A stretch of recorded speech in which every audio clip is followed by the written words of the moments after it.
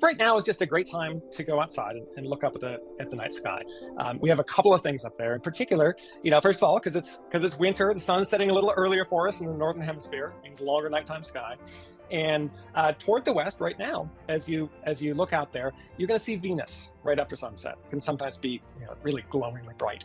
And for the next couple of days, you're going to have Venus there, and you're also going to have the crescent moon, which is passing it.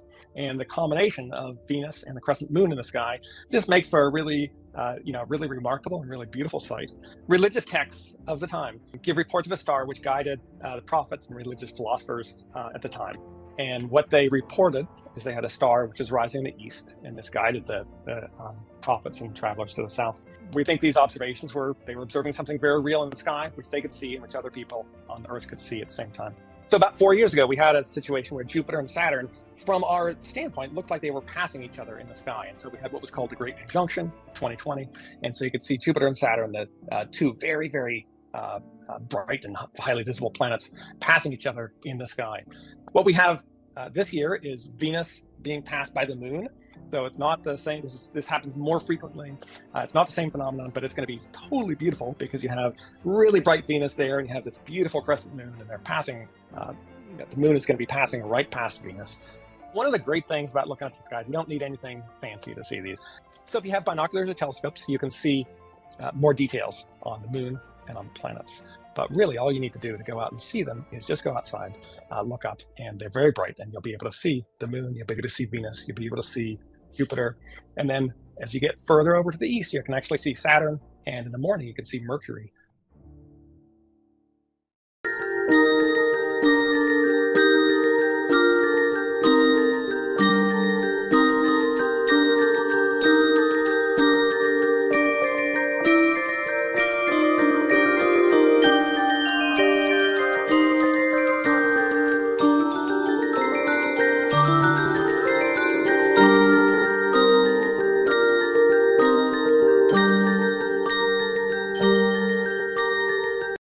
Awful lot of folks out here who think that Christmas is the original holiday at this time of year, and we kind of gently, I know Frank and I kind of gently nudge our Christian friends and say, just remember, you got all this stuff from us because we started this. So there are a lot of our traditions are incorporated. This is a very pagan holiday because it is. Also, the Christmas tree.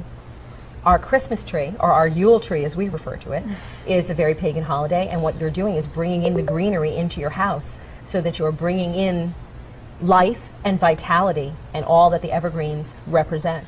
Well, growing up, I grew up with my parents who are not pagan, but we did the whole Christmas tree, so it kind of flowed very nicely into what I do. Winter solstice, a couple of days later, was the shortest day of the year, and the pagans had something called Saturnalia. And it was a time of lawlessness because all the laws were suspended. And people, a bunch of singers actually wandered the streets naked singing. And then they had orgies, sexual orgies. It was a mass thing. Well, when the Catholic Church came along in Italy, the Romans and others didn't want to give up their holidays. So they said, okay, we'll Christianize it. And so they said, okay, we'll say the birth of Jesus was the 25th of December. All this business about mistletoe, pagan. Christmas trees, pagan. Giving out gifts, pagan. Every bit of it is pagan. Every single bit of it is pagan. We've Christianized it all. And so that's good. And so we have time, we celebrate for Jesus, and everybody gets all misty-eyed. But the truth is, they're all pagan. To sing a Christmas song, the first song that's going to come to their mind is Jingle Bells, Jingle All the Way. Oh, what fun it is to ride in a one-horse open sleigh. You don't know. What if I told you that song is not even a Christmas song? Like, it has nothing to do with Christmas. In fact, it's a drinking song. When I say Jingle Bell, this is what is going to come to your mind first, right? But this is the real Jingle Bell. Now, the original name of this song, Jingle Bells, is One Horse Open Sleigh by James Pierpont back in 1857. So that's like 100 years before Ghana got independence. This song was first performed at the minstrel show. Now, if you don't know what the minstrel show is, you can Google it. You understand? This song is believed to have two origins, but there's a plaque that shows where the song comes from and then who wrote the song. When you Google Jingle Bell right now, they'll tell you that it's the ball they used to hang around horses back in the day to avoid collision in the snow. It made a lot of noise so that when they're riding in the snow, they will not collide against each other.